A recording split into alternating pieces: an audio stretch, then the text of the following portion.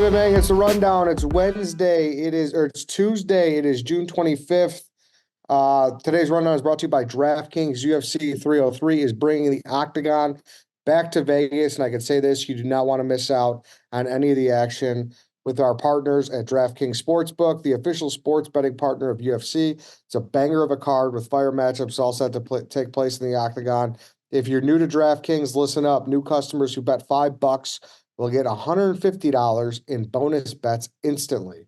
Download the DraftKings Sportsbook app now and use code RUNDOWN. The crown is yours.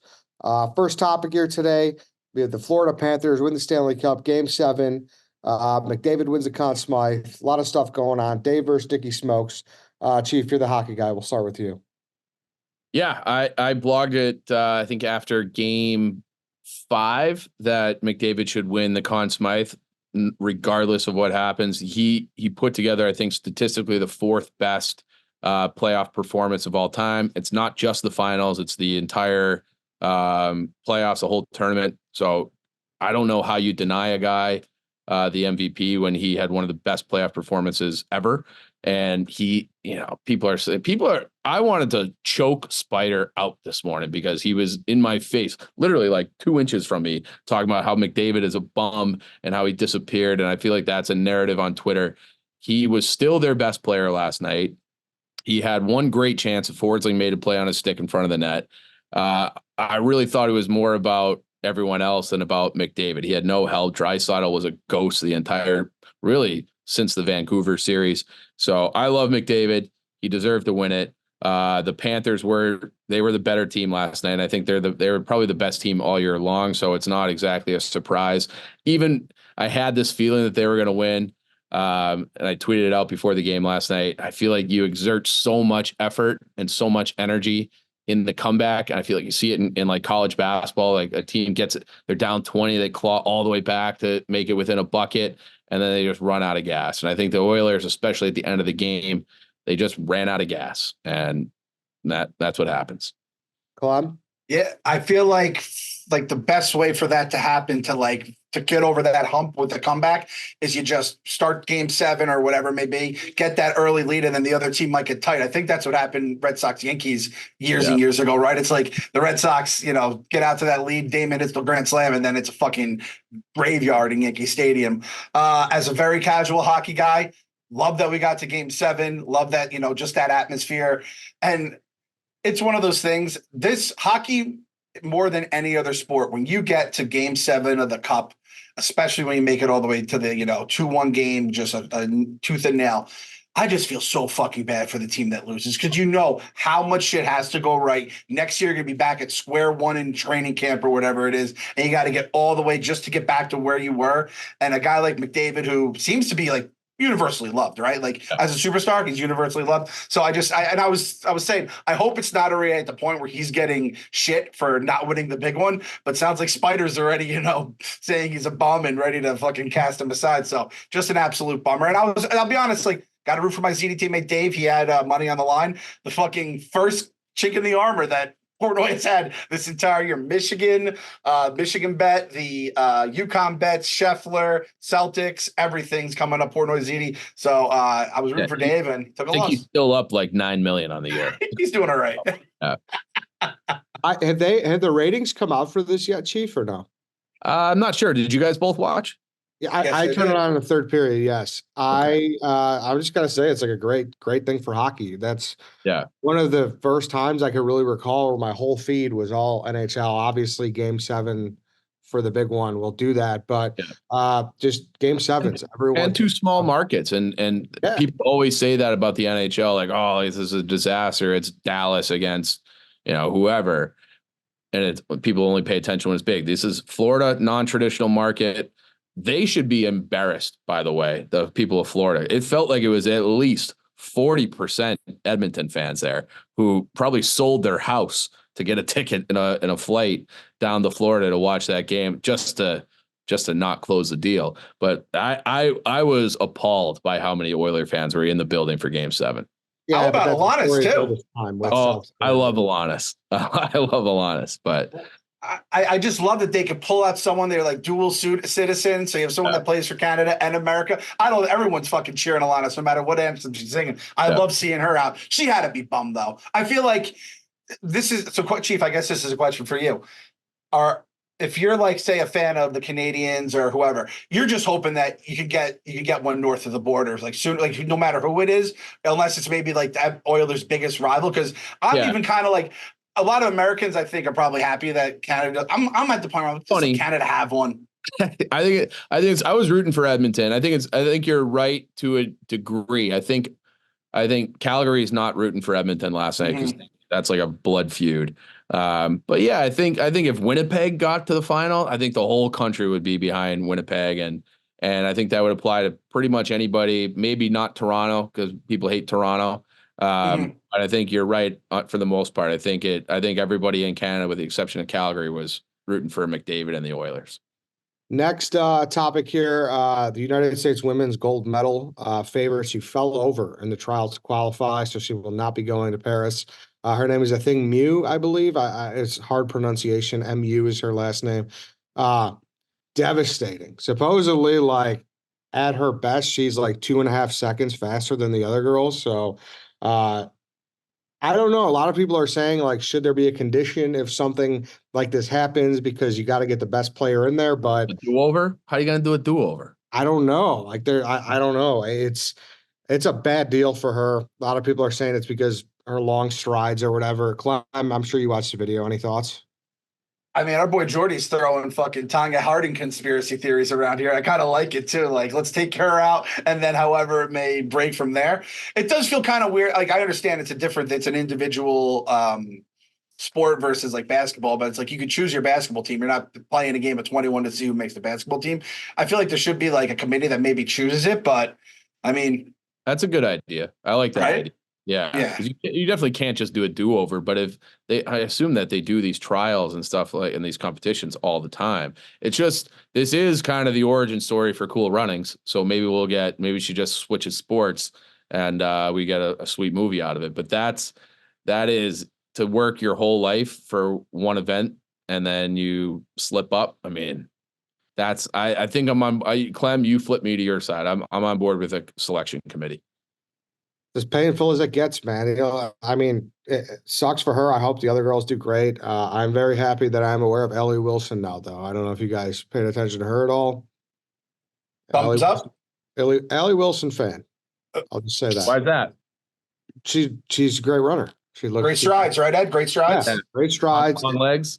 Yeah, strong legs, great strides, and she, that break gave someone an opportunity. So that's kind of a cool situation if you look at it from that door. So that's how I'm looking at it. Shout out Ellie Wilson. It is so underrated we have Olympics coming up too. It's so underrated we have Olympics coming up. I'm so excited about this. Yeah, I love that story about the Parisians. We're going to protest because they're going to have a swimming competition in the River Seine. And everyone's just going to like, oh, you're going to clean it up now because the Olympics is coming. We're going to poop and shit and piss all in this river. Love it. Good for the French. Next story here, staying in sports. There's a golfer qualified for a first PGA Tour event after drinking 3 beers ahead of the playoffs. His name is Nick Bienz, I believe it's pronounced. He works at Golf Galaxy. He never played in a PGA sanctioned event. He said he needed to calm the nerves, so he had 3 beers, and he went to the first playoff hole and said that was the perfect amount. He went on to win the tournament. So good for him. Good for him, Chief. Borderline PED is what it sounds like. We've all been there before. You want to play beer pong, you want to play, any sport. Hell, you play in the desert, take a couple drinks there. Like 3 is the perfect amount. You go 4 and you're gonna get a little crazy or tipsy. Other than like John Daly, that's probably just like his breakfast. But 2, it's not enough. Not enough. That's exactly. I also read this as Nicky Bienz at first, and I'm like, that's kind of a weird thing. Nicky Bienz sounds like a guy who would drink 3 beers before the game, and it's kind of It's kind of crazy that no golfer that I know of, at least, has really steered into becoming like the real life Happy Gilmore, other than I guess John Daly. So it's like, why the fuck wouldn't you do this? You're the beer guy. Do the beer tweet. Do the beer thing. Get sponsors lined up out the door if you're even decent. So good for him. I'm sure we'll hear him on Foreplay like this time next week. I would love to see him with the big Miller Lite logo across his hat. That would be awesome. I think they just shame you into being like this, like buttoned up kind of person. So I don't think it's like possible for someone to break through like that. You gotta like, it's very much you gotta be in the club. It's called a country club for a reason, you know? Yeah. So Who I think they need a Rebecca? What's her name? Is it Rebecca Donaldson? What's the girl in Happy Oh, Gilmore? that was Aunt Becky. Oh, Rebecca. That's right. I'm way off Yeah. there. But it's the chick from Modern Family. You need one of those girls, Yeah. and you need someone that gets butts in the seats. I mean, Happy was hitting that driver, so you got to get something to get the people going. But like you said, Chief, a big Miller Lite on the hat. I mean, I'm one of the holdouts that has watched less golf since the pandemic than before it. I think that's when the time where it really took off. That would get my eyeballs on the set for sure. And it's also like nobody I know golfs without having drinks. Like everybody, I mean, the cart girls, the whole thing, like that's just part of golf. And I wish the pros would embrace that a little bit too. I'd say the actual game of golf, the sport, is like fifth on the list of things people go out just to get out of the house and get away from their families. They go to get, a few beers in them, go to maybe get some fresh air, maybe to talk some business. The actual game is not in the top three. Maybe top five is even pushing it. Agreed. the worst people to golf with are the people who take it too seriously and like are just out there to fucking get on the tour. It's like, dude, take it easy. We're just I don't even care if we keep score. Yeah, for real. We golfed someone, Chief. We got tossed in with a fourth, and I was like playing like shit, and I was like just taking shots wherever. And some guys like, "Oh, he didn't." What did he say to you, Chief? He was like, "Well, what's his handicap?" And like he was like making sure. He's like, "You sure that was a 7?" I was like, "I don't know, dude. Give him a 9. I don't. Who fucking cares?" I wouldn't have cared. Like, yeah, it's just the way it is. I'm just a random guy in our fourth, and he like ruined my day. Hey, there's 3 of us here. I'm extending it right now in case Nikki Bienz happens to be a Barstool rundown watcher. A foursome. Us 4, we go out. Maybe we'll meet in between Chicago and New York, have ourselves a nice little day. I'll bring the beers. Shout out to Nikki Bienz. Yeah. Next story here is wild. A drunk Pirates fan apparently broke into a marina and he stole an 82-foot yacht. Police located the guy. They found liquor bottles everywhere. The diesel engine handbook was open. The guy was passed out. His name was Michael Fisher with a nearly finished bottle of rum and pistachio nuts scattered everywhere. And he just said, he told the cops, I took the boat. I wanted to meet some pirates. So, the Pittsburgh Pirates fandom for this guy was turning into him stealing an 82-foot yacht. So is this? I was going to say, if this is on the Allegheny River in Pittsburgh, you're going to have to go pretty far to actually meet some pirates. I was hoping like he could make a break and get to international waters. I can't believe there's a boat that big on the Allegheny River. 82 feet is fucking huge. It's a big boy. It's a big boy for sure. I didn't know Pittsburgh doesn't strike me as a yacht town, too. I feel like they make them illegal there. Like, I feel like it's common man, steel workers kind of stuff. That bum-ass owner of the Pirates that everyone hates, he probably has a yacht, but everyone else there, maybe even like the fucking Roonies, the Steelers, they're probably like too classy for a yacht, if that makes sense, right? Like, they don't want to just rub it in everyone's face. Theirs is probably in the Caribbean or something, like you said, Chief, where the real Pirates are. But I don't know how you can persecute a guy that was drunk on rum, eating pistachio nuts, and wanted to meet the Pittsburgh Pirates. Like, that almost gets you out of jail free. No jury in Pittsburgh will convict this man. That man's going to walk free, maybe throw a peg leg on, give him a parrot, do something. He is clean. I love the fucking National League Central, by the way, because you have this guy, the Pirate guy. You had the Reds guy a couple years ago. Did you hear about that, where he wanted to like scale the outfield fence so he could shit in the Toyota Tundra in center field to like let the owners know he wasn't happy? The Cubs are just known for just getting fucking wasted, all the Cubs fans in the bleachers. Brewers fans are tailgate before Tuesday games like it's a fucking NFL game. I just love the NL Central vibes, man. Just good shit. And I'm happy we have a Pirate here. I mean, he opened the manual. He was trying to do it the right way. I'm trying to read up on it. I mean, the most unbelievable part is that the boat went underneath 4 bridges, nearly crashed into the river rescue building, but miraculously no damage was done to the boat. Like, that is a miracle for the boat owner that like he doesn't have to worry about anything basically. And for the guy who was on the boat, because that thing could have sunk quick. And then this story's probably a lot different. So last topic here. A video broke today that I was in awe of. There's a woman named Zhang Ziyu. A lot of tough names today. She's of Team China. She made her debut in the under-18 Asia Cup. She's a 16-year-old 7'3" center that is 6 inches taller than Brittany Griner. If she played the WNBA, she'd be the tallest player in history. I'm all in. I'm buying stock right now. I love a good, I hate the word disruptor, but like, I just like when someone throws fucking shit awry, and she's gonna do it. She's gonna do it. So Do we have like a Yao Ming like nickname where it's with the Yao becomes a girl? Like I'm trying to think of it off my head. You know what I mean? Because this is where you start doing the math of like when can she come over? That season, the year before is when we trade our stars away and we tank to go get girl Zhang Yao Ziyu? Ming here. Yeah, Yes. this is. I mean, the Fever got to be targeting this. This has got to be Caitlin Clark's enforcer. No one is fucking with Zhang Ziyu. Like the video looks fake. Like the girls she's playing against are up to her waist. it's wild. It really is. Well, I mean, I want her for the sky. Give me Angel Reese, Camila Cardosa, and give me Zhang Ziyu. That is the most fearsome three people you could have in the post ever. Yeah. I want her for the Knicks, Ed. She's 16 and she's 7'3". You know, those the pituitary gland still churning growing Growth juice out of hormone this out one. there. Yeah, Yeah. exactly. So she might be 7'6" when it's all said and done. For sure. I mean, she could Does she score? Does she do like Wilt numbers? So she's got to score 100 points a game. probably. I mean, Has it to. appears that way just from a highlight tape. I know Yeah. highlight tapes can be deceiving, but you're right though, Clem. She could probably take the Bulls could just let Andre Drummond walk, and she could probably play his reserve minutes right now. Right now. Yeah. All right, that's the rundown. After show, a couple things here. Dave is his new horse. He took the Phillies for the World Series. Don't like that as a Mets fan. Just don't like not that I'm thinking the Mets are going to win, but that just puts like the glow on the Phillies, who are obviously a rival. So gives the Portnoy boost, which again, the Oilers getting the loss. Now I feel a little better. He's not unstoppable. There is a cut, but nonetheless. I can't wait. I cannot wait for the Phillies to inevitably lose and Portnoy to just take it all out on Smitty. Because like that's coming. That will come, and it will. I feel bad for Smitty, but it will be hilarious. That's a good point. That's a good point. But yeah, there's that. The Nikki Smokes back and forth. Are you guys worried about the storm coming back from Florida? Nikki Smokes just smoking stogies and popping bottles in everyone's face. You think he'll be, really whooping it up, or is that more of a Dave versus him thing than all you hockey guys? You mean the guy who threw himself like a wild rager for getting his contract renewed? And we think he's gonna just take it low key when he gets back here? Yeah, it's gonna be fucking annoying.